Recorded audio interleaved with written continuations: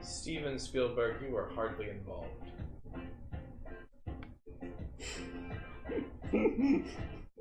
All CGI. He was on set for all of those, real world scenes. When they didn't have a giant CGI background, which was pretty much almost all the scenes. Though.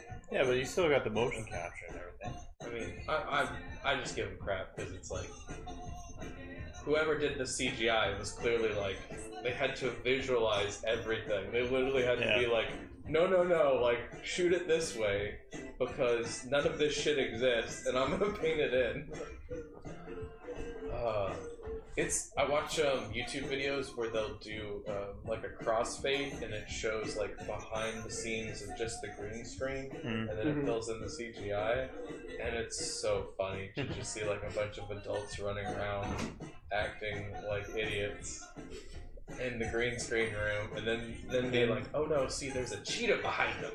See, it's dangerous. That's with like any CGI though. I remember seeing like a clip on like some Flash episode where they're doing the superpower motions, and it's like, here's what it looks like in real life. Yeah. It's just, Alan Rickman was quoted saying that pointing a wand at someone was probably the least intimidating thing you could do. It's essentially a stick of wood. But thank God for animation. Because, I don't know what she would do with him just flailing his arms everywhere.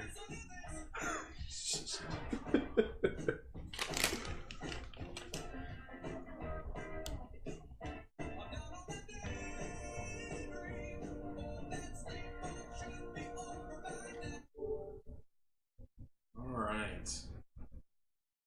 Wow. That was Ready Player One. What did you think of that, Nathan? It's alright. Yeah. I think it was a little overhyped from everything I heard, but I somewhat enjoyed it. I would love to get to see my face when Skylar was like, yep, and everyone dies, because I know I had like the biggest, most improvements. Like, this is the lamest movie ever if this is seriously how it's going to end. Yeah, I know a lot of people that read the book before just watching the movie because it was hyped up so much. Everybody talked about it was such good material, so they couldn't wait for it to be transformed into film. And then, Skylar can kind of speak on that behalf, but it seems like most people just were vastly disappointed because the way the film turned out.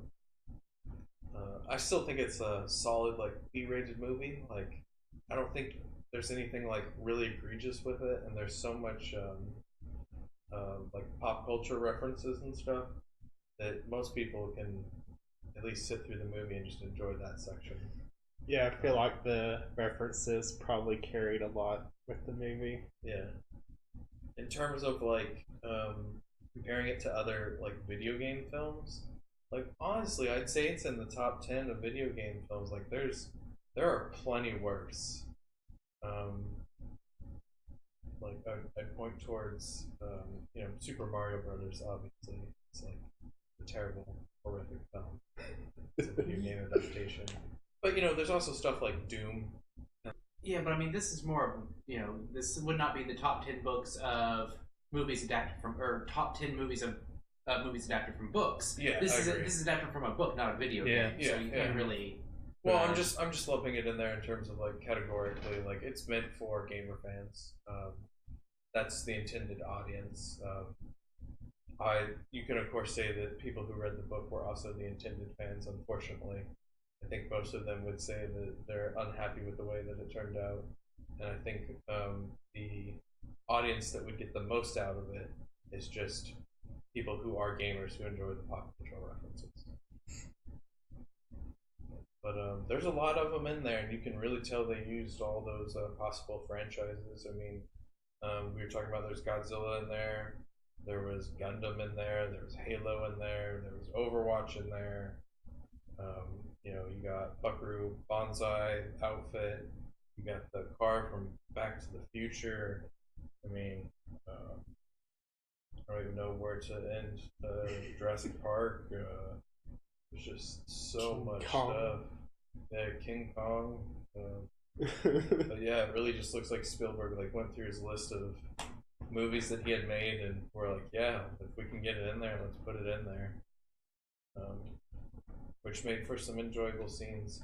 Having watched The Shining and been a fan of The Shining, cannot emphasize how crazy cool it was seeing Ready Player One in theaters and being like, how did they do this? Because The Shining is it 1980s? It's an older movie.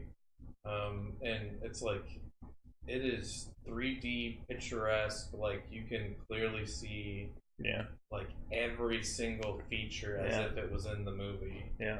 And I don't know if that's a 3D modeling thing, where from like the ground up and like Unreal, if they just recreated that entire hotel and then compared footage to the movie, or if those were like video stitches together where they actually used composites of the original video. But I really can't emphasize how much that looks like The Shining. Especially that just first scene where they walk into that big open room and there's that keypad there next to the typewriter, and they just have this big open shot of just how big the vaulted ceilings and everything are. And I'm like, that right there is fucking Shining. Like, that is the fucking scene. That is the room. So they did a great job in encapsulating that. Yeah, I was pretty impressed. Now I kind of want to watch The Shining just to... The Shining is, like, it's a very suspenseful film, and you're essentially just watching Jack Nicholson lose his mind. Crazy, yeah. And it's in, like, the best way possible, where Jack Nicholson is truly horrifying. Like, you actually believe that he's going psycho, and the stuff that you see really makes you feel uneasy, so you can understand him going crazy. Yeah. And then you get the view from the other family members, and essentially he's in a hotel in the middle of fucking nowhere where it's like snowing, and they're like stuck, basically. Like, no one coming in, no one coming out. Their job is to babysit this hotel for the winter season. Yeah. And I guess you could say they get cabin fever, more or less. Mm-hmm. And you really start seeing it from the perspective of his wife. And everything's just very concerning. You're just like, yeah. There's an iconic scene that you can watch on YouTube where it's just him with a hatchet breaking down the door and sticking his head or face in, or his eye peeking in. But it's an amazing scene, and there's a really good behind the scenes footage just showing. Oh, where he's in pumped to do it? Yeah. He used to be a fireman. So, like, that is 100% authentic. Them handing him a hatchet and saying, break down this door like you normally would if you were a fireman. Didn't it also only take one take for them to do it, or they could only do one take because they only had one door? That's probably the more realistic part, is they probably just don't have another door to blow through. But yeah, like, you can see him get amped up, and he's like sitting there like talking to himself, like, yeah, I'm fucking crazy, like, I'm a serial murderer, I'm gonna cut her up. And it's like way too convincing, like, to the point that you're like, I think Jack Nicholson actually believes that he is that person, and like the director like backs off and is like, okay, Jack's in his zone. Like, he's also, to put it in more context, jumping around with the axe and doing practice swings. Yeah, he's getting amped up.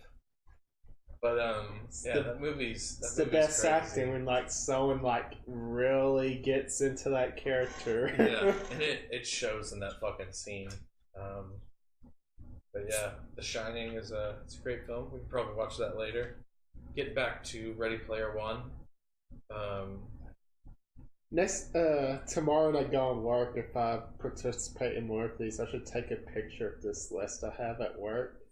But everyone figured out that I don't watch a lot of movies. They're like, what, you haven't seen this movie? It's like, nope. Yeah. And I have a giant list of movies that I really need to watch. I should just take a picture of that and see if any of those movies will be something you guys would like to do. Yeah, for sure. Like I was talking about, I think we're going to try to do that IMDb top 250 list. And I can share that list with you through Google. I think it's actually still somewhere in my email. I just never. Yeah, I shared it with you. I just never actually looked at it. I'm pretty sure airplane's on your list. Oh yeah, I was gonna say. I definitely have that on Plex. Yeah, I may just have to watch that. Because I was really sad when I found out it was off Netflix. I went to watch it. Yep, a lot of stuff is gonna get pulled from Netflix. There's a lot of stuff that you probably don't even realize is a fucking Disney movie that's gonna get pulled.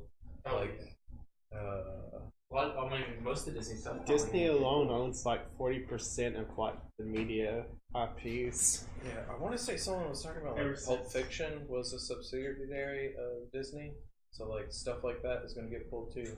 Like they own the. Isn't it 20th Century Fox? So it would technically now be. Yeah. Yeah. The deal hasn't gone all the way through yet, but it's only a matter of time. Yeah. But that's kind of weird because obviously for the longest time they tried to hide the fact that they own those companies, and you're just now gonna kind of put it all together once they pull all their content from services like Netflix or Hulu or whatever. Right. I know there's one company that's like Disney's. Like they were making films, but they were making rated R films and publishing them under that name. Was it Touchstone or? I know it's one of those.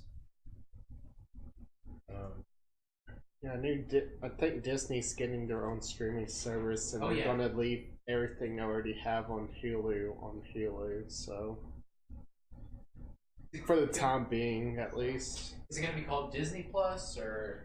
I don't know. I looked at my phone, probably because I had an That's article. definitely one of the things that you could see like parents getting though. They're just going to be like, "Oh, I'll just subscribe to this service. It'll have all the Disney movies that the kids want to see." Yada yada yada. I just wonder like if it's going to be a Netflix competitor or if it's going to be like some crazy tiered package, like where it's like, are you like a gold platinum Disney princess? Do your parents spend $89 a month in order to give you access with the most up-to-date Disney princess news? Yeah, it's Disney Plus. Like, I really wonder what kind of content that they'll push, packages that they'll separate, and will you get access to the Disney Vault, or will it just be a limited supply of movies? Captain Marvel will be the first Disney Plus exclusive Marvel movie. Disney Plus reportedly developing Muppets reboot series. Well, I don't really care about Muppets. When is the Captain Marvel movie going to come out? March. Oh, okay. I wonder how close it'll be available on streaming. If they'll do like an instant, or if it'll just have to wait the normal standard deviated time. Well, I mean, Disney Plus still isn't out, so I mean, it'll probably be around. I mean, maybe around the time when Disney Plus comes out, but it'll be the only place offering it, evidently. I always like to point out the interview, sort of like Mox comedy movie with a bunch of stoners interviewing Kim Jong-il in Korea. They did absolutely fantastic sales because they were like, I want to say the first, but it's like the first one I can think of at least, where they just instantly sold that available online.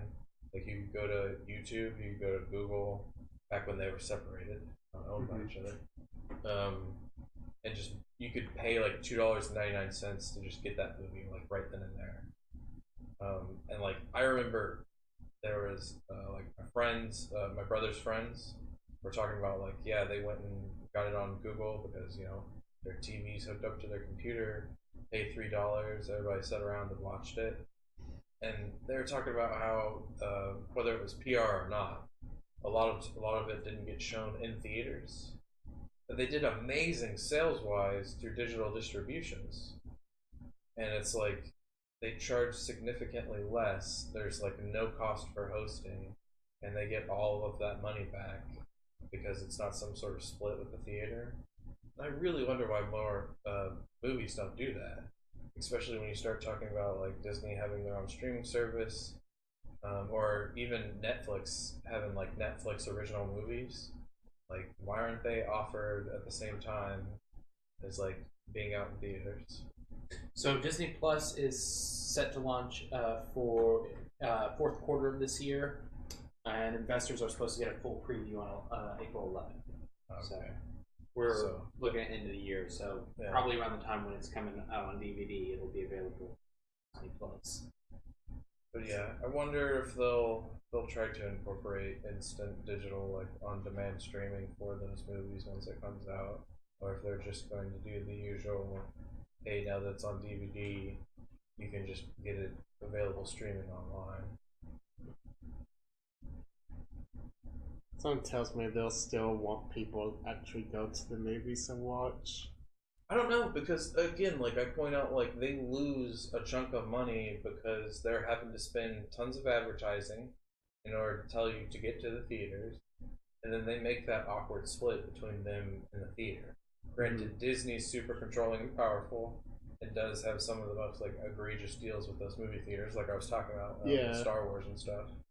But I really feel like that would be beneficial. That there's tons of people that just don't go to the movie theaters, but they would have an online subscription service.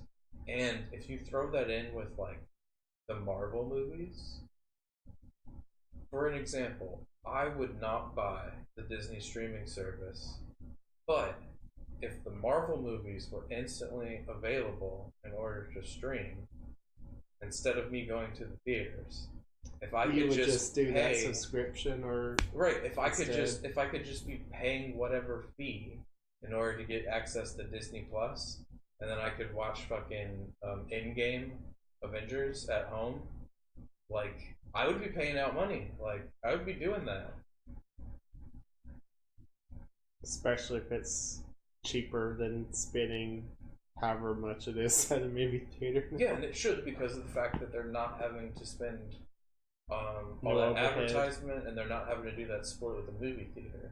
So, I mean, and think about it this way: when you go to a cheap movie theater is like $4, right? Mm-hmm. Maybe $4.50. I don't know.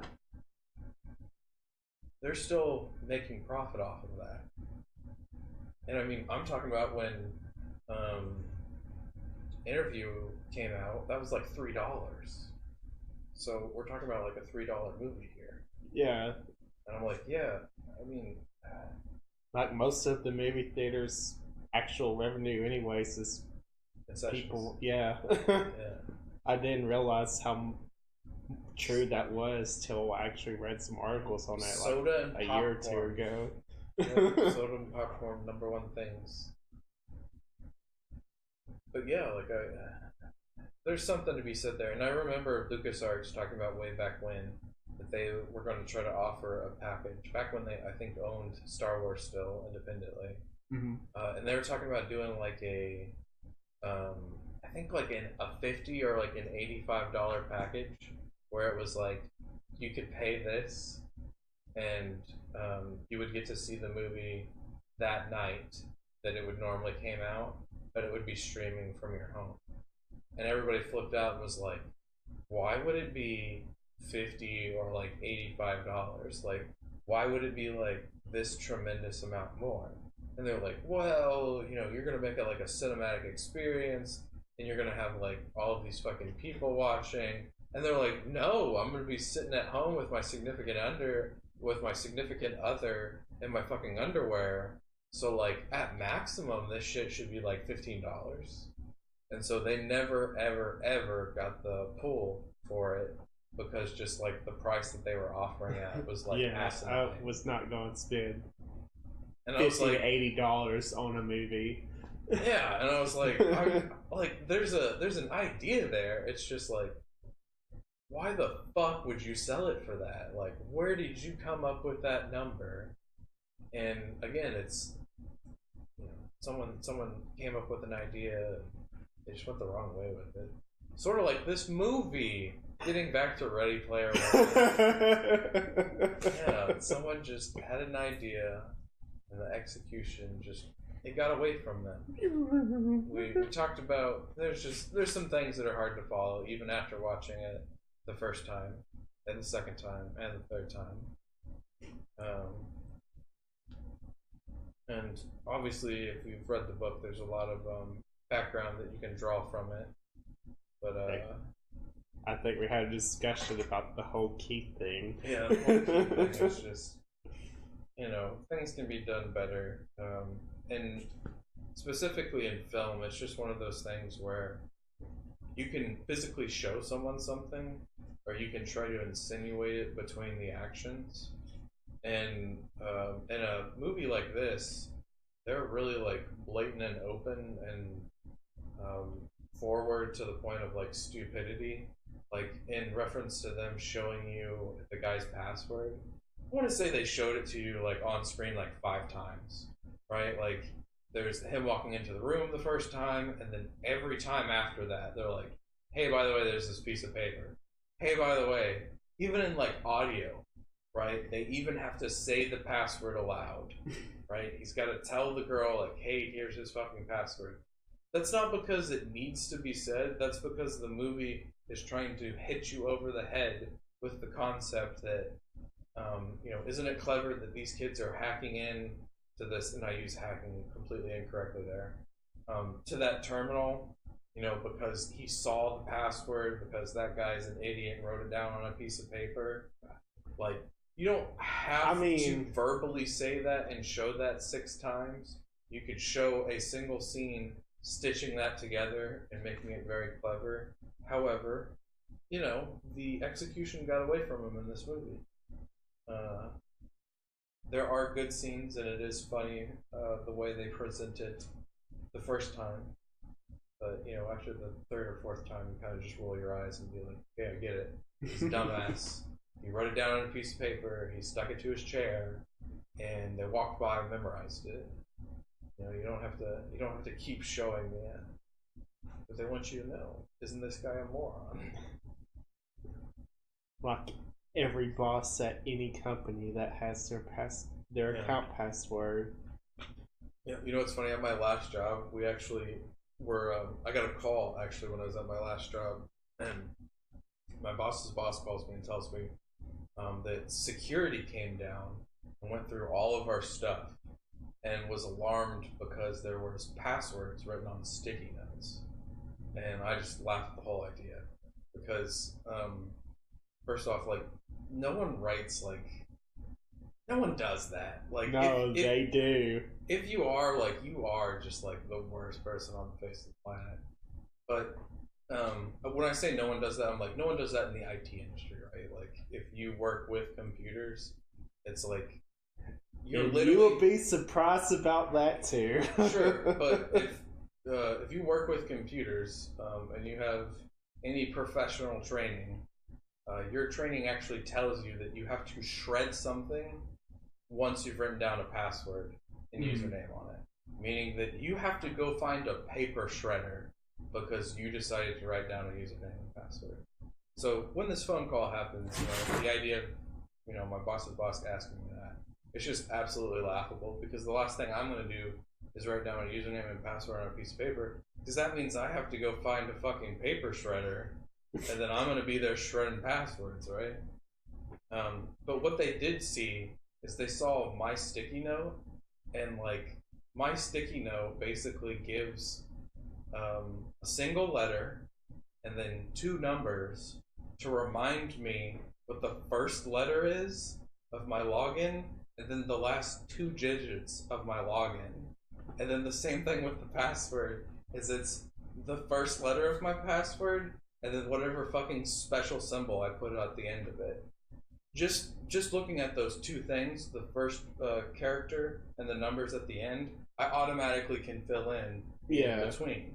But this motherfucker thought that I had like a 3-character username and like a 2-character password. And I'm like, probably not even possible, is it? It's not. It's by minimum. The minimum requirements is 8 characters, and like when I write mine, it's super long. It's usually 15 with uppercase, lowercase, special characters, the way you're supposed to do it. And it's just like, yeah, that fucking security guard came down here and read all of our sticky notes and thinks that he's an elite hacker and is going to break into the system. He's going to be really butthurt when he figures out that that's not how usernames and passwords work.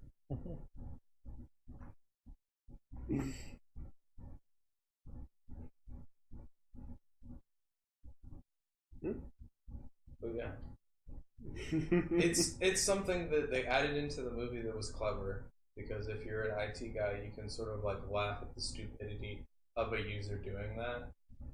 And then it's also something that's like ridiculous because, you know, they're acting like they're clever and that they're hacking into something, and it's like, well, I have your username and password.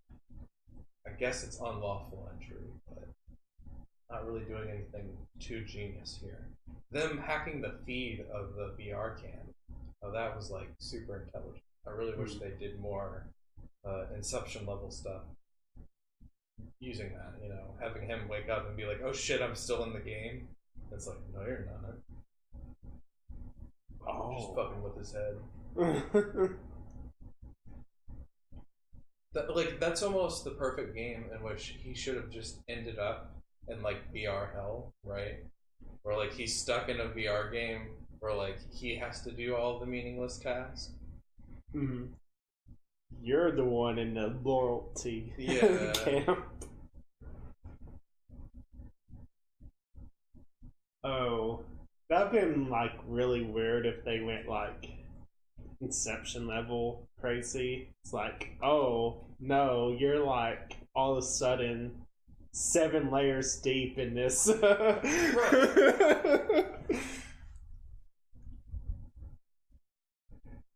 No, you're. Got the munchies real bad. No. My only other like issue with this film is like you're in a simulation where your simulation thinks you're in a simulation, and it's very deep. My only other issue with the film is, and I don't know if it's this way in the book, but the girl is the reward. Like, no matter how they like get away from that, like you've really set up the film where, in the most sexist way possible, the girl is the literal reward. But they tried to fix some of that. They gave her a lot of the heroic stuff that he does in the books. It's just getting the keys. No, like when she's arrested, like that was him who got arrested, but it wasn't for exactly the same reasons. He set up his own arrest, whereas they got busted for being a terrorist. But like her going and sneaking and getting the stuff, like doing the inside job stuff, that was stuff that he did. He would have originally done, Yeah, so they gave her more things to do. Yeah. Yeah. And didn't make her just the princess who is there to be saved. She was actually doing stuff. Yes, she did have to be saved at a point, but she was saved by being shot in the chest because she refused to be saved. Yeah, I mean, I just still like, it's one of those things that like I still look at it and I'm like, it's obvious what you've tried to do, and you can appreciate that they tried to get away from it, but there's just no other way to look at it, in my opinion, than she was originally painted as a damsel in distress, and that's what she still comes out as. I was kind of thinking back on some parts of the movie, and yeah, I think I'll have to agree with you on that. What is with the like face touching? Like, do you like? Does that seem normal to you? Like every time I see this movie, it really like takes me out of it. It's like, hi, I've just met you. Full on face, like hand caress, like. Well, to be fair, they've been interacting through an online game where the touch like that actually feels like touching like that. So I don't know. It's not that weird. Like, I guess there is some physical intimacy, even though this is the first time they physically met. It's almost like the way they do it is it's like it's full on hand, like almost it's like way up there. It's not like touching your cheek and just like gingerly like going up. It's just like, oh, you're right here. I can fucking feel you. This ain't no VR shit. And they do it a lot. Like, they touch each other's face to show affection, and I'm like, I guess that's them trying to build the arc of their relationship, that they're physically attracted to each other.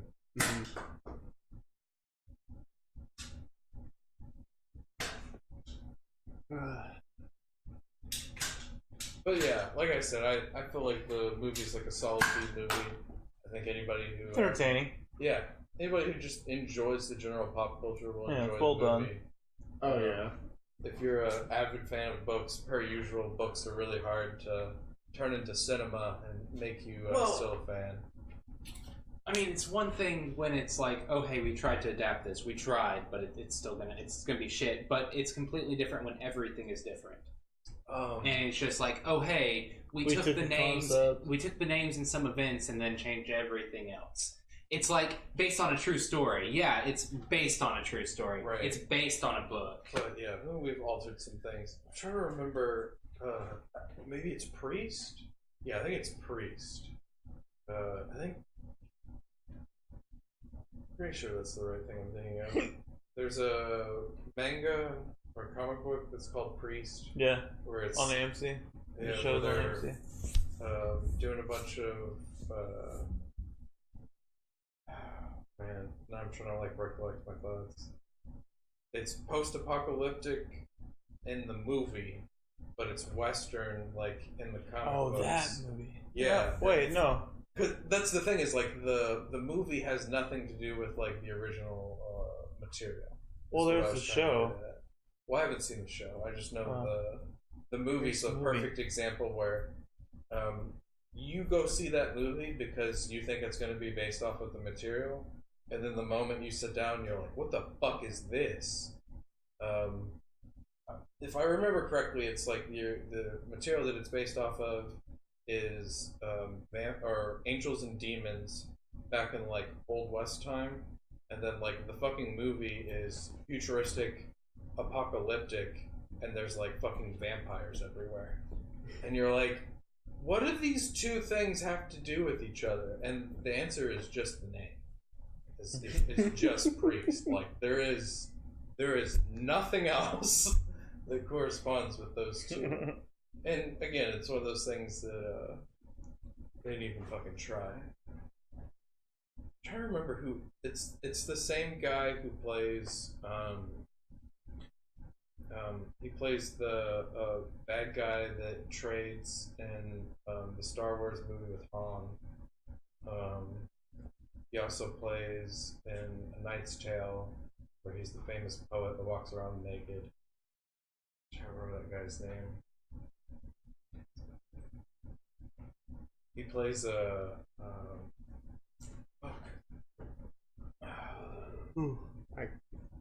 It's gonna kill you. It sounds familiar, but I'll look it up. But I know he's in that Star Wars movie with Han Solo.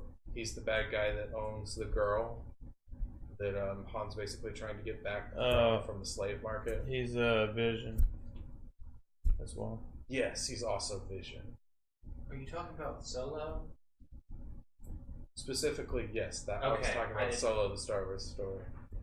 But yeah, he's also the Vision. I was like, that guy.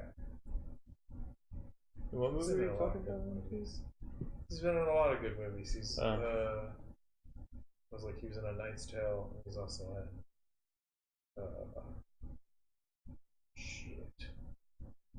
Lost my thoughts. I didn't know Cecil had a wall. this second USB. Oh, he plays in Priest. That's what we were originally talking about. He plays Priest, and it's like, I don't know why. Probably a paycheck, that's why. Yeah. Look at that cheese. Yeah.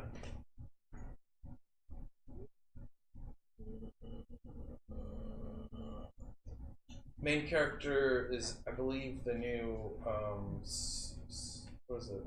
Cyclops? And X-Men? Oh, yeah, and Ready Player One. Yeah, he also plays. Scott. Yep. Alright. I saw the commercial for the new one, for the Dark Phoenix. Oh, I haven't seen it yet. I'm done with that franchise. I already knew it was gonna be awful. Yeah, I'm so done with. Like, no thank you. Yeah. I mean, they've already tried to do the storyline, is what hurts me. Yeah. Is I'm like, you already tried it, and you fucked it up, and And now it's just worse. you made this the current stream is like, oh well, we made it to where all that other earlier shit never happened in the timeline, and now they're just gonna fuck it up again. Yeah, in the exactly. current time. Exactly. Let's wipe that shit away and put new They're shit just on gonna it. have to make another movie of Days of Future Past where they go back and undo it. Yeah, that was the whole point of that movie. Yeah. I almost want to see it just Take because Yeah, I almost want to see it just because it's like Michael Fassbender and James McAvoy, and I'm like, they're good actors. It's just fuck that universe. I just don't care about that X-Men universe. But oh, so Skylar Glass. Oh yes, I want Oh to my hear about how goodness. bad this is. I wouldn't say it's bad. It's not a bad It's like movie. I said, like it's. Well, you were it's a expecting movie more to- from it, right? Yeah, Yes. and like I said, my mom didn't even like it, and like her expectations are, that is about as standard as you can get as a moviegoer. Like she just wants to be entertained. Like It was incredibly slow yeah, for a very, very, very low payoff. I want to say it takes about an hour for them to just finally all get into the hospital. Yeah. And so from the trailer, the guise is that Mr. Glass, what are all their names? The Shit. Bruce Willis, And James McAvoy. and James McAvoy. James McAvoy is the Beast. Yeah, the Or guy the from Horde. Split. Yeah, his He's name is the Horde. And Because he has then- 24 different personalities living within him. Yeah, what is Bruce Willis's hero name? The Watcher. Overseer? The Overseer, there you go. Is what they go for in this one? Yeah, Overseer. Because his power is if you just brush against him and he touches you, he can see any kind of malicious shit you've done in the Yeah, past. Wait, Bruce Willis? Yeah, Yeah. he like It's from Unbreakable and Split are the two movies. Right, but I thought he was also like he's also super strong. okay, Yeah. Yeah, well, that too. super durable. Yes. And strong. Okay, Yeah. and his weakness is water. yes. But so wait, I thought this was supposed to be a prequel.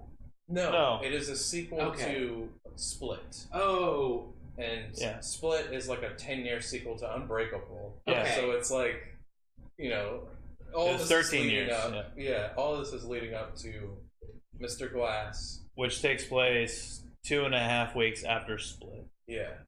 And so, long story short, they eventually, an hour into the movie, finally all end up in the fucking hospital. Which, honestly, it's just where the movie needs to start off. I'm not sure. There's some cool stuff. I do like the stuff with Bruce Willis and his kid. Yeah. But that's like its own movie. Like, I'm like, oh, cool. Like, you got the actor back, and he's the kid, and he's playing the tech dude. So, like, he calls his dad up and, like, you know, tells him, like, hey, the police are patrolling over here. Hey, bad guys have been spotted over here. And you get that, like, Batman and Robin vibe. And I'm like, but it's really, like, its own thing. Like, anyways, they eventually all end up in the hospital. And, they have all of these crazy contraptions in order to prevent Exposes them their from weakness. using their powers. Yeah. So James McAvoy, the Horde, since he has all these personalities, they set up all of these lights that will trigger a hypnotic state to force him to switch into a different personality. So if he goes into a violent one that's gonna like rip down the door, he switches personalities, and now he's like a 12-year-old boy that just wants to, 9-year-old boy. Every time he switched to that 9-year-old boy, I was just like, oh, this kid, like, Dude, he did a great job. yeah. He was my favorite part about the whole movie, about all of it. so what is that guy like Legion? He gets powers based off whatever personalities popped out. No, so the whole point of this whole universe is that human nature has evolved to an extent to where people have like abilities that are just abnormal kind of thing. And like the whole thing with Legion is that he has 23 personalities, and half of them start to believe that there's a 24th, that if he's able to transform into it, it's a new state of his being, and then he's able to just unleash these inner lying like physical attributes. I would put it like this. It's like he himself is an individual who's capable of whatever he thinks is true manifest in his body. So if all of his personalities believe that there's a 24th personality that is like a godlike deity, his body is capable of manifesting those capabilities. Yeah. Such as being like super strong, super fast, or he keeps climbing on fucking ceilings, which I'm Yeah. like, I don't know what's up with that, but Yeah. it's fucking weird. But yeah, so he's put in a room with all those lights, and Bruce Willis, because his weakness is water, they put a bunch of pipes in the room, and They just hose him down. I was gonna say that first scene where they trigger that trap for him to get water is like the first scene where I was like, M. Night Shyamalan, you cheap son of a bitch. So they have this entire room that's, you know, you imagine it's like 8 feet, and there's all these pipes everywhere, and they go to flood the room. In any other movie, you would see that room filling up with water and him drowning and being like, "Rah." Yep. They literally just cut immediately to Bruce Willis on the floor. There's a Gasping little bit for of air. water, going over the grate, and he's gasping for air. A little bit of water comes up, and then he's in completely dry clothes. He goes and sits on a dry bed, and then he's just like, "Why you can't keep him here?" And I'm like, "You guys didn't even try. Like you were dead set on not What? filming a Fuck it. scene where." They were just dead set on not filming a scene where that room filled up with water. Like, they just did it in the cheapest, most possible way. And, like, that's part of my issue with the movie is, True. you know, you could really tell that it was done on a low budget. Just from my perspective, like, when they reuse Unbreakable footage, I was like, oh shit, Bruce Willis? He can act again. And I'm like, oh no, that's actually just young Bruce Willis. Yep. That's the original scene from the Yep. original movie that they That just was didn't want to. spliced. Yeah, they just reused it. But Mr. Glass's character changes fucking like, woof. Like he goes on a all of a sudden now he's a super genius, right? He's Mhm. always been a Or- super genius, though. I mean, he planned a derailment of a train that caused an And accident. several other He accidents. yeah, Yeah. he never got caught. Yeah, but I mean, like, he's just like, he's like the thinker from fucking Flash. Like, he's really just like Mm. up there. I don't know, like, They when I definitely watched- didn't show it off that much in the first yeah, one. like when I watched Unbreakable, I was like, yeah, man, like this dude he's a smart guy. You know, sure Yeah. he could look at engineering plans, but now he's a hacker, right? He writes his own scripted program. He's But it's 13 years later, so. yeah, he's got what is it fucking called? When you can just instantly look at something and memorize. photographic Yeah, memory. he's got like photographic memory, and so they say like he looked at a escape plan one time and was just able to like figure out how to like knock off the electricity. I don't know. They had some like massive setup where they were just his mom was trying to communicate how smart he was, but all of those finally get put to the test where it's like Mr. Glass uses his super genius abilities to create a plan in which James McAvoy, the Horde, and Bruce Willis, the Overseer, are released. And Mr. Glass just wants to know whether or not the Horde is real. Like, that's kind of just, he just wants to know if it's true. Yeah. And then there's like a big showdown between the two of them. And yeah, like, And like the source of the Horde's pain, like Kevin is the original personality, and like the whole source of it is his mom was so abusive to him and everything because like he couldn't run in the house, he couldn't like sweep anything without her being abusive, and that's how his personality came to be. It was because of that, and the whole crux of that was because his dad left and never came back. And then the big kind of reveal is that the train wreck in Unbreakable that caused Bruce Willis's powers to really come to him being knowledgeable about it also killed Kevin's dad, which Kevin's dad was in the train that derailed and everything. right. And Mr. Glass knew this whenever he looked up on the Horde and everything, and so he knew this. And so whenever they had their big, let's work together, he didn't say that to the Horde, and then it comes out that Yeah, so he's basically taking credit for the creation of those two superheroes, saying that my experiment literally brought their powers forward.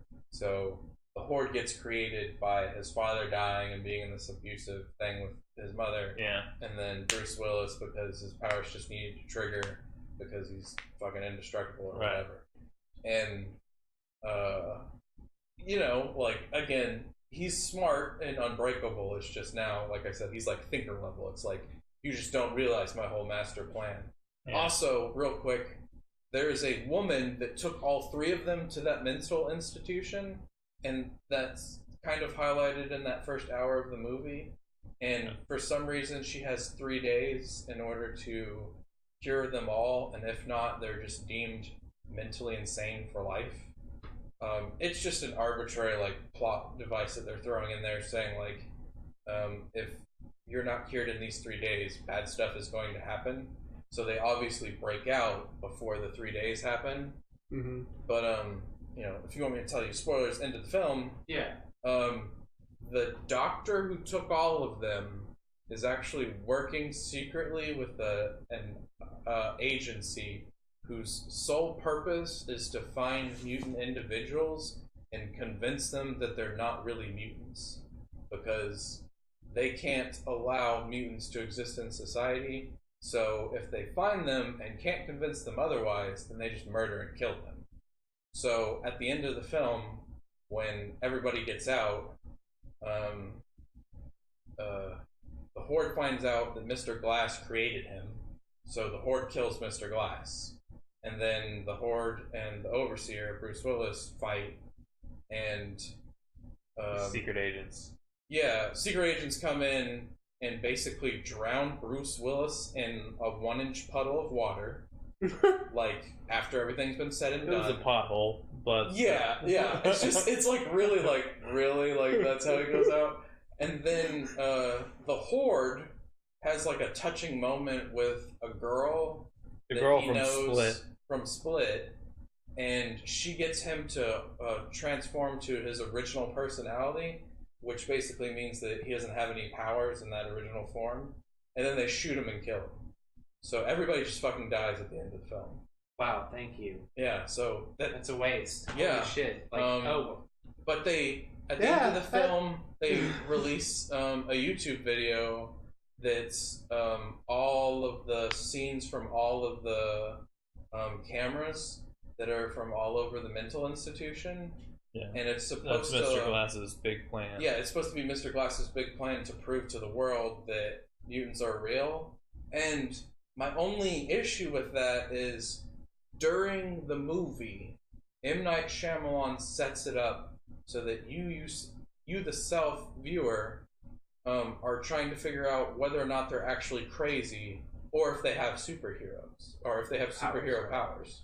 So you're supposed to be constantly guessing whether or not it's in their head or if it's real. But you've already seen 2 movies. Yeah, and the previous 2 movies pretty much established that they're superheroes, but this one's trying to make you question it, which, you know, again, if you've seen the 2 movies, I'm like, I don't know why you're questioning this. But he tries to make you question it. So in the movie, he doesn't use like CGI and like voice modulation for the Horde. He just has James McAvoy do acting, so it looks like he's just being fucking crazy.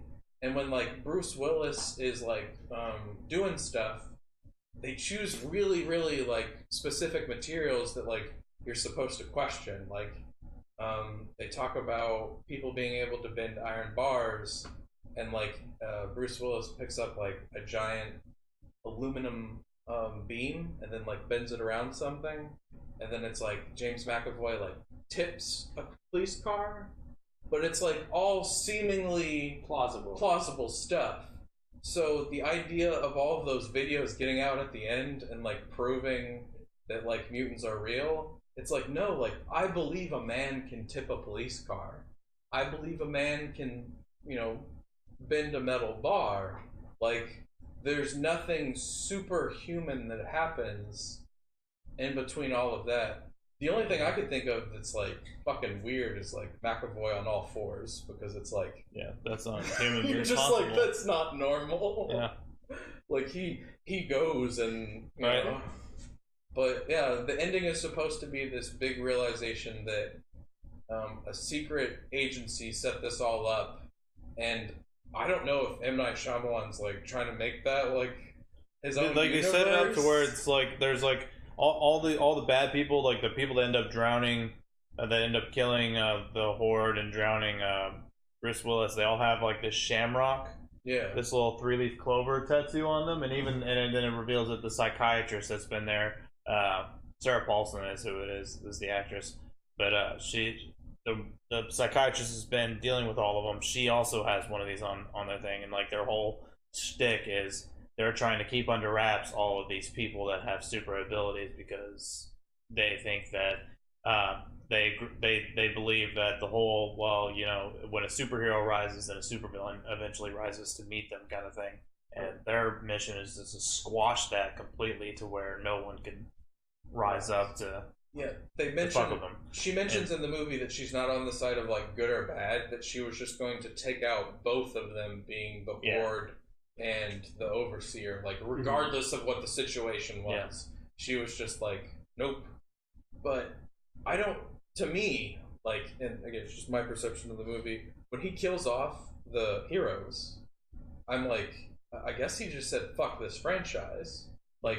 That's just and now he's going to try to come up with something else. But then the ending is like, oh no, guys, like I'm planning this, and I'm like, It'll be another fucking movie like Split where no one has any inkling that it's going to be connected to that world, and then at the end he's going to fucking tie it in, and it's going to be another. That's fucking, what it seems like. Another That's fucking exactly franchise. what it seems like. 'Cause all he has to do now is show someone murdering someone and put that shamrock in it, tattoo in it, and then be everyone, like, oh, there you go, mate. I see you, Shyamalan. You got me.